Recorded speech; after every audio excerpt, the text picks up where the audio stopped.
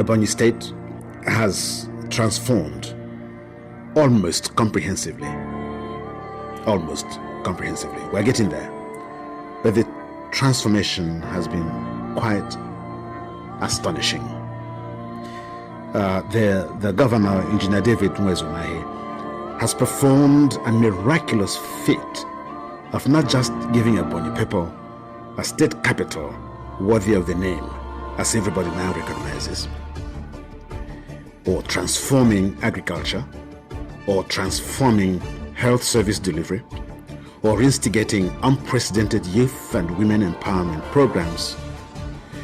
But by far, in my considered opinion, by far the greatest gift he has given to Ebonyi people is the psychological emancipation that the man has brought about.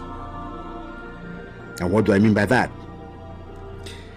The sense of pride, the self-confidence, the palpable swagger and spring on the heels of young Ebonyi people, of knowing this great sense, this great feeling of knowing that you and your people are on a forward march to a future full of promise and full of possibilities.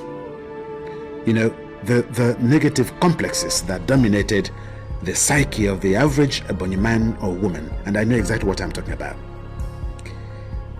All of this, all of that, have given way to a tremendous feeling of liberation, a sense of belonging. It has inspired this pioneer spirit. You know, there's this great hymn about Lazarus. You know, Lazarus has been dead for days before the arrival of Christ. And the hymn has it that though Christ was 4 days late, but he was still on time. That, with due respect, I apply in this case.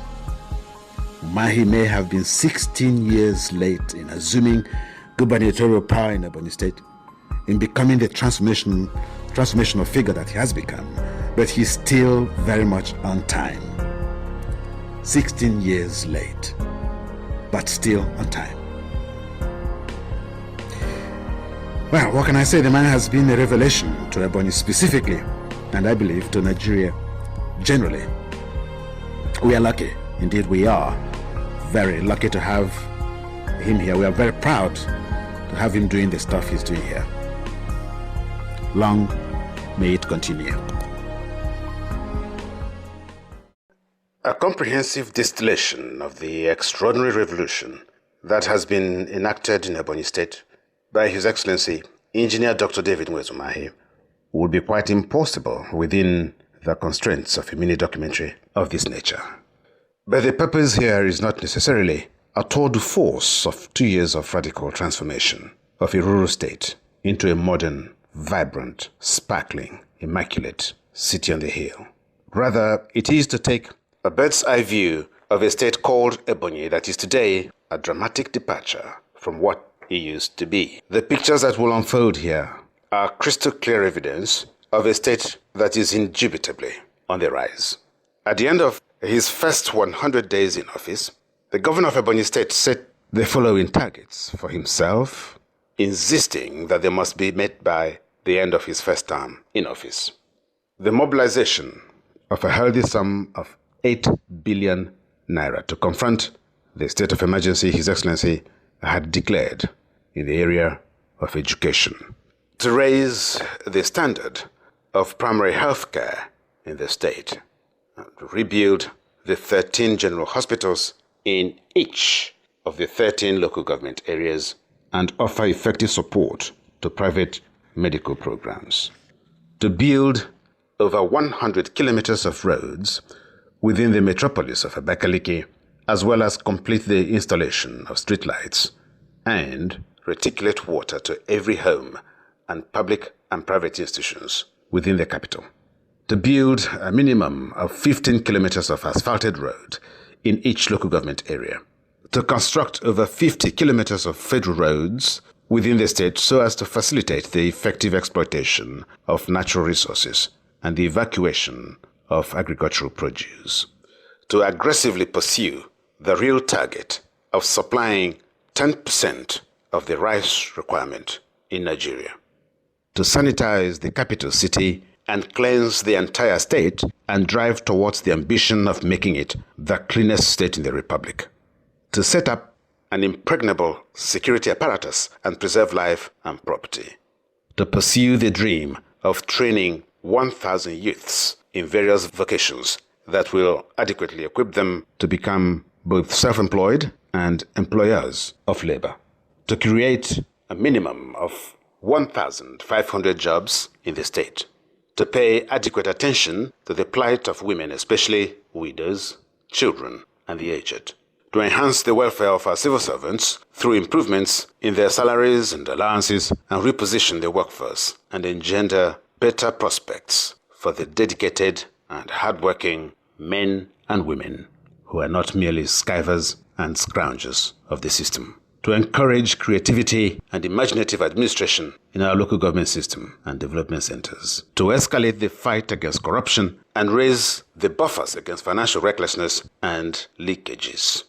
His Excellency further promised that the relocation of the new secretariat at the Centenary City would be achieved within a couple of years, and that the relocation of traders to the international market would commence and conclude within 2017. Now, the good people of Ebonyi State can give a direct and eloquent testimony to the fact that 98% of these targets have been met. Much of the target areas have actually been expanded to include previously unenvisaged dimensions. For instance, the construction of a new governor's lodge, the construction of an ecumenical center, the construction of interstate roads, each of which is more than 20 kilometers of solid concrete, the payment of 13th month salary to workers for 2 consecutive years, etc., etc. Governor Umahi's emergence as a transformational leader has been as surprising as it has been consequential. In the 2 years that he has been at the helm of the political affairs in Ebonyi State as its chief executive, the governor has been defined and animated by the essential characteristics of a transformational and reconstructive leader. The challenges of leadership in this millennium and within the peculiarities of our own culture and socio-political environment are enormous. It was Albert Einstein, the renowned theoretical physicist, who made the point very clear in these terms, and I quote, "The significant problems we face cannot be solved from the same level of consciousness that created them," unquote. Something in our consciousness must therefore shift in order for us to be able to see how to act in a way that can address radically and tangibly the challenges of the times. His Excellency has molded divergent priorities, voices, aspirations, demands, and choices into a towering ambition for his people, and has, through action, inspired in them the same burning flame, the same impassioned love for their state and belief in their collective destiny. He has done this without preference or partiality. Leadership is fundamentally the act of articulating and acting in pursuit of a vision that flows from our commitment to a higher purpose. This is the outstanding element of the governor. He has shown that our vision is not born through self-discovery alone, but through our dialogue with the culture around us. Vision can therefore be said to be a response to the uniqueness of our own soul searching for a creative response to a nation in a state of flux and a world that is struggling to deal with and contain its vast contradictions. Governor Umahi has demonstrated in unambiguous terms that vision is the culmination of a lifelong discipline of dialogue with a higher power, with ourselves, and with comrade and kindred spirits alike. The best glimpse we have of our overriding purpose in life is our prophetic vision of the results we want to create. The Umahi phenomenon, therefore, can simply be defined as a self-referential phenomenon because its life force is auto-generated by a man that can equally be described as a pilgrim, as a mariner who sailed tough, dangerous, and turbulent oceans and came ashore in safety and triumph, not just for himself, but for his people, for his land. He has been tossed, but did not sink. He remained unsinkable. Fluctuat nec magiter, as we say in Latin. His Excellency has shown that in pursuing our vision, we can discover our purpose and create our true selves in the process. To lead is therefore to take our vision seriously. To lead is to be constantly discerning in the various circumstances in which we find ourselves. It is to personally embody that vision in every encounter and to find concrete ways to translate it into action. But in this great journey, Governor Umahi recognizes that there is no perfection in this world except as manifested in God's work. But he believed that we must seek that perfection and strive hard to attain it as a nation, as a state, as a people, as a race. After all, we are made in God's own image, and he is a perfect God. Ekubaro is working. Ebonyi State is on the rise.